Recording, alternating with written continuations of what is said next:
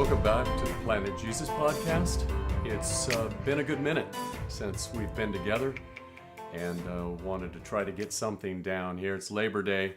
I haven't done a podcast since 2020, December of 2020, although I have worked on a new podcast called Rethinking the Gospel, and I've got a couple of episodes out there and I'm continuing to work on those. But this is episode 21. And it's on the topic of cancel culture. It's been something that's been on my mind for pretty much the last year because of all of the division that we have seen.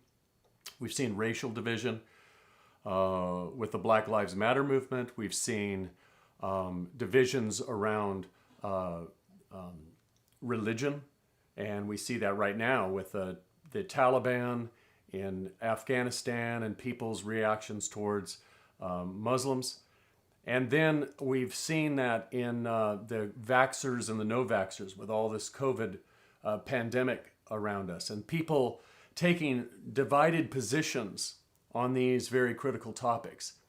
And I think that it's important for us to realize that when we live in a world that is as complex as the one that we find ourselves in right now, that there's going to be a spectrum of opinions.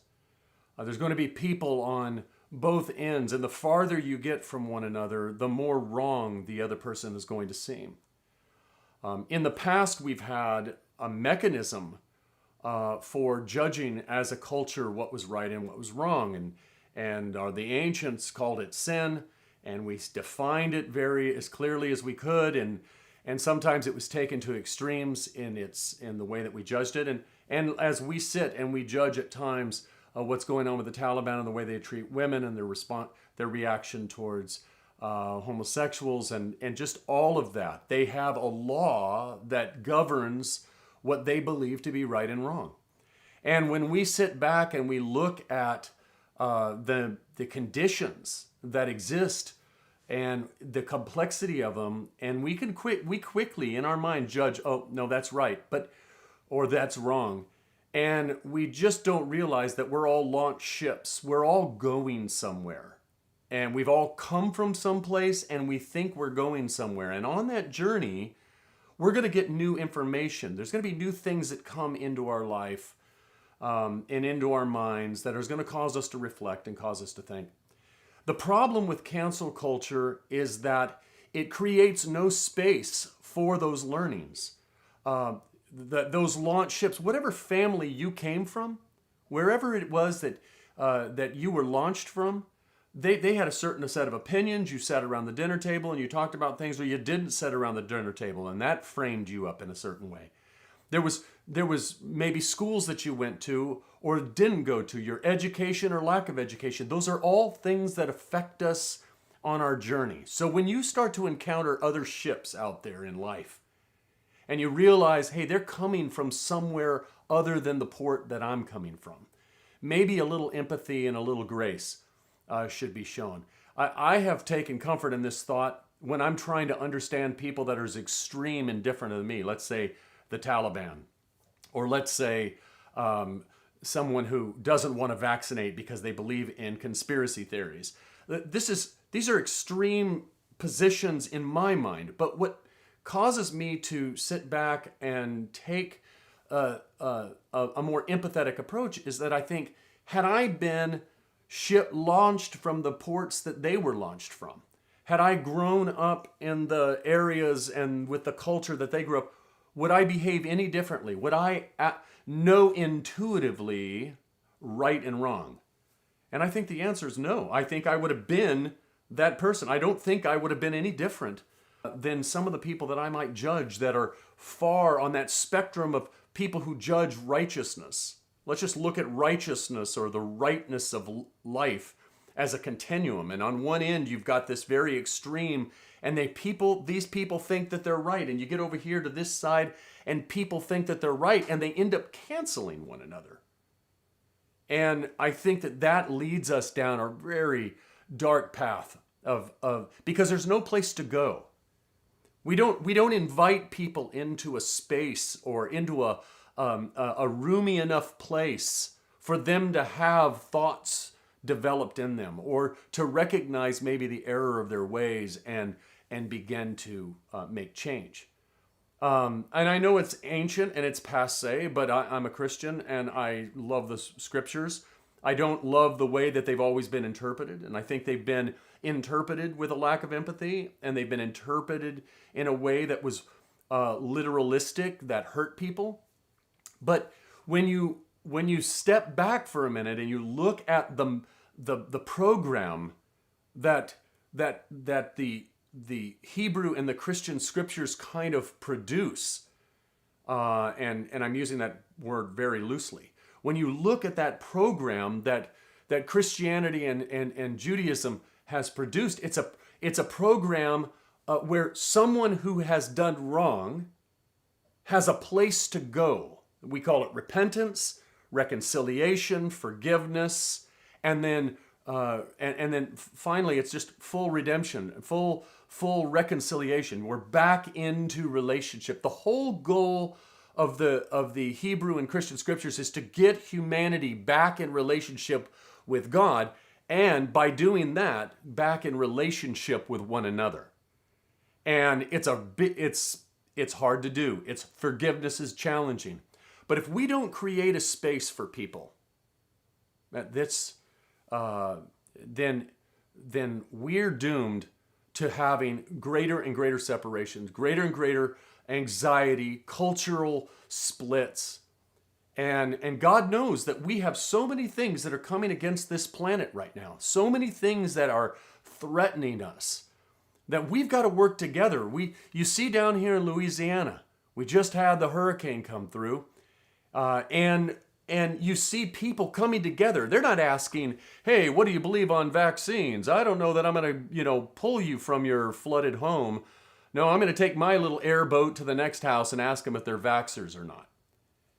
You see, we're not asking those questions when all hell is breaking loose and the lives of humans and animals and other creatures are on the line. What do? We get together, we solve the problems. We don't ask, we don't quibble over certain belief systems. I feel like that's something that if we would just keep that mindset and not attack one another and cancel one another and socially pressure people to comply, that never works either, does it?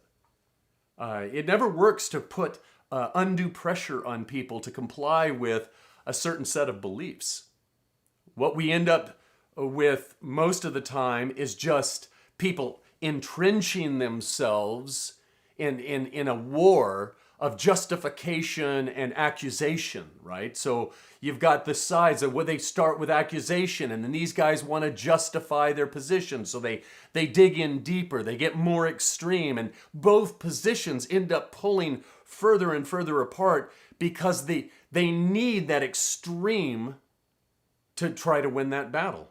They can't come to the middle. They can't come closer to one another. In order to demonize the other party or the other agent in this tug of war of ideas, you've got to pull apart.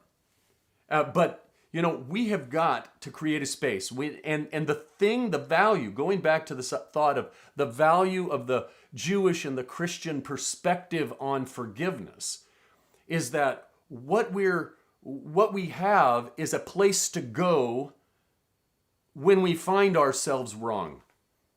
And it's a place when we recognize that we've all been wrong. We've all believed the wrong things. We've all held on to destructive ideas at some point in our life. And if you say you haven't, then I feel sorry for you.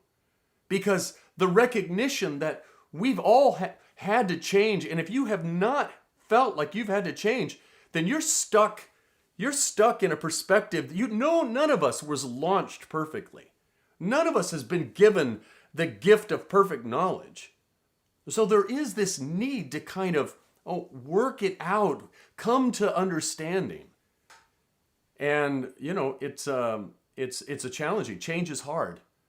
Realizing our need to adjust our thinking isn't easy. But when we all recognize, that's the thing. I was looking at some verses in the scriptures earlier today, in the Christian scriptures, and this is in the book of Colossians, written by a guy named Paul. He was an apostle, one of the leaders in the early church, and he said that there is, if we are in Christ Jesus, if we've been raised in Christ Jesus, and that whole imagery there is about a death has to take place. We recognize that we're not worthy, that we have done wrong, that we have hurt, that we've been unjust in our lifestyle and in our words. And that injustice and the hurt that we've done has to be buried, has to die. And we have a place for that, and that place is Jesus. Allows us to go down with him in death, and just like he was resurrected to walk in a new way, we're also resurrected with him. But we have to take on the mindset of Christ. There in Colossians 3, it says that set your minds on things above. And there is an elevation over time of our lives. Just because you become a Christian doesn't mean you get a new set of brains. Any non-Christians listening to me today recognize that Christianity has shown itself to be not always the best behaved and the most honorable. What are we given though? We're given an opportunity to recognize our own depravity and to start to move towards a loving, more righteous mindset. You just think about anybody who's been canceled. And there was one guy I was reading about, he was an Air Force pilot. And back in the 80s, when the big debate was raging about women in combat and women flying sorties, he wrote a paper in his mid-20s. He wrote a paper why that was inappropriate, that women should not be in combat. And through time and through the discussion and through dialogue, he changed his mind. But 20 years later, when he was working for a promotion, someone found that article and used it to cancel him. They didn't allow him to be redeemed from a past wrong thought. They wanted to condemn him for that. And even if somebody then is brought to our attention and we on the spot realize the error of our ways, it's really important to allow people to change. And then when they say, I'm sorry, and they give their statements of apology, that we take them on face value. Because if we then try to say, oh, well, that wasn't a real apology, or that was a jailhouse repentance, or whatever, then nobody gets out of jail. We're all bound by somebody because we've all hurt or offended somebody. So it becomes something that we really need to think about. In this world, you're going to have divisions and separations. You're going to have differing opinions. And there's a space in the Christian perspective and in the Jewish perspective, there is a space to call out people for sin. In both Matthew 5 and Matthew 18, the gospel writer there says that if you have aught against your brother, go and you know that your brother has aught against you, go and reconcile with your brother. And then in the 18th chapter, he says, go to your brother and let him know his faults. In Matthew 5, he's saying, you know that your brother has aught against you. Maybe you did something to them. When you discover that, you go and make it right. And then the other is true. Let's say that brother doesn't know that he's offended you, but you go and you approach that brother and say, hey, your lifestyle or your words or your actions, they're hurtful to me and to other people. And when you do that, they says, if your brother hears you, then you're reconciled. But if they don't, then they can broaden that scope. Go take them before a couple of other men and women and make your case before them. Because in the mouth of 2 or 3 witnesses, we've got to establish the thing. But notice that the scriptures, the Hebrew and Christian scriptures, they don't have in their minds, in the concepts, somebody who's disinterested, who's never shown love or fidelity or grace, or never been in relationship with someone. It's not, when somebody pokes at me online, or I see them poking at another Twitter feed, or a person over here on Instagram, and they're making fun, or they're saying something, or they're jabbing at them, I think to myself, you think that's going to work? They don't even know you. They don't care. You've not invested into their life to be able to correct a wrong-headed thinking. But in the scriptures, it is somebody as intimate as a brother that would go to them and ask them to tell them their fault. Because it's in that zone of trust where actually we can hear. When I know that you love me, I know that you care for me, then I can trust that the words that you're saying to me in correction are being said with love and grace, and I can possibly accept it. But when we create a mob approach, and we tear people apart because we're not seeing them, we don't really see what's happening inside their homes, and the violence that we're doing to them, and the psychological mess that we're creating, and there's no way for us to really know what the intentions were of a person if we don't know them. We don't know where they've come from. We don't know. We have no empathetic response for their path that they've journeyed. We don't know what inputs have entered into their mind and their psychological framework to really properly help and support them. But man, when the mob gets going, and it seems like when things get, we just jump on it, man. We find Karens, and then we take them out. And none of us have ever behaved that badly. I would just like for everyone to think about a time when you just lost it. And if that was videoed, you just lost your mind. And who hasn't? At some point, you've just gone off your rocker. Think about it for a minute and think, well, what if that was videoed, and then some big, witch hunter out there would post that and mock you and make fun of you and call into question everything about you and your character, and then your boss calls you up and fires you because you made a mockery of the company or whatever. None of us wants to go there. None of us wants the videotape of our life displayed to everyone. And so let's have some grace when we do accidentally either ourselves get caught or we catch others. Let's not use that as an opportunity to drive our points home. There's a little bit of the Lord of the Flies going on here. And we find some vulnerable person, and there's a bit of a cathartic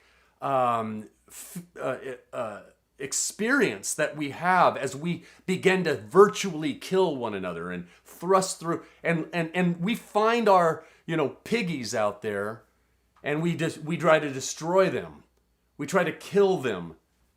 And what a dark place. So that we can, scapegoating is a psychological effect that we're trying to hide our own fears and concerns about our own inadequacies. And so what do? We get in with a crowd, and we find some vulnerable person to just pour out all of our fear on. And it's normally manifested as violent words or violent actions. Or mockery, or some sort of crude joking, demeaning somebody. God help us to find a path forward. In further down in Colossians 3, after we've put off the old man and the old spirit and that old nature, when we begin to learn and discover new things, it says, put on the new person. Put on the new person. We've got to allow people time to put on the old person. The old that old habits are hard to break. But if we'll give people grace to come into a space, a safe space to learn and to mature and to grow, eventually we'll produce people. Through our relationships, through our conversations, through us saying, definitely raising our hand and saying, it hurts when you say that. It frightens me when you go there. We've seen bigotry and racism and religious discrimination. We've seen all of that. Let's not let it exist in us. And when we see it exist in someone close to us, let's say something with grace and love and kindness, and let's see if we can recover them. Because we will never recover the other through public shaming. That's not going to work. Public shaming is not going to get it done. What will get it done is grace and mercy and long suffering. Again, another book that Paul wrote is the book of Romans. And he's writing to this Roman church, and they're all divided. You've got the weak and the strong. You've got those who believe in celebrating certain Jewish holidays and eating certain Jewish foods and abstaining for certain things. And you've got the others, man, they're liberated. They're like, woo-hoo, we can eat whatever we want. We can go where we want. We've got great social position. And you've got all this tension within the house churches of Rome. And Paul basically says, hey, Jews and Gentiles, there in Rome, you're all. The first part of the whole book of Romans is just basically concluding that everybody has failed. Everybody's screwed up. Everybody's shown injustice or lack of mercy or love. But he says, when we were enemies, Christ died for us. If that's the case, if while we were enemies, Christ died, what kind of model is that for us to live? Can we find our enemies and pour ourselves out sacrificially for them? Give them grace, create space for them, allow them to come into relationship with us, even though they're different. Come into relationship, come together, be together, and there within that context, there can be reconciliation, there can be peace, and there can be change. The most important thing is there can be change. The thing about human beings is we can change. We've seen it happen. We've seen people change. I've changed. I'm a better person than I was 20 years ago. In some ways maybe I'm not. But our family's going to do something this year, and I'll end the podcast with this. Where our family is going to do a Christmas card. And in the Christmas card, the whole family, my kids, my daughter-in-laws, my son-in-laws, my grandchildren, and we're all going to hold up different signs that show our different perspectives. You know, vaxxers and anti-vaxxers. We got the whole spectrum. We've got liberal, we've got conservative. We've got, on the spiritual and religious scale, we've got folks that go to church and folks that don't. But in all of that, there's a place that we can be together. And there's the place of love, that family and that closeness. So I can just imagine the sign now, the pictures of us standing there holding our little platforms, our little pet ideas or thoughts. At the end of the day, we love one another. And that's close blood. But you know, we're all of one blood. We're all the same. Do a 23andMe and see how many people you're connected to. See the path, the journey of your ancestry from Africa through the Fertile Crescent into Asia Minor for me, up into Europe, Northern Europe, back down into Southern Europe and settling up into Ireland and Central Europe. That's us. That's everybody. I just about covered every people in my journey to coming to who I am and where I am genetically and biologically. We're all of one blood. So let's show grace to one another as brothers and sisters. And let's give people space to change. And let's get into relationship with people so that we can help. And they can help us because we get to hear voices too when we're in relationship. All right. Well, thank you for listening. You can hear more out on the robmassie.com website. I've got other podcasts. I've got other episodes. I hope you've enjoyed this, and we'll look forward to getting back with you again soon.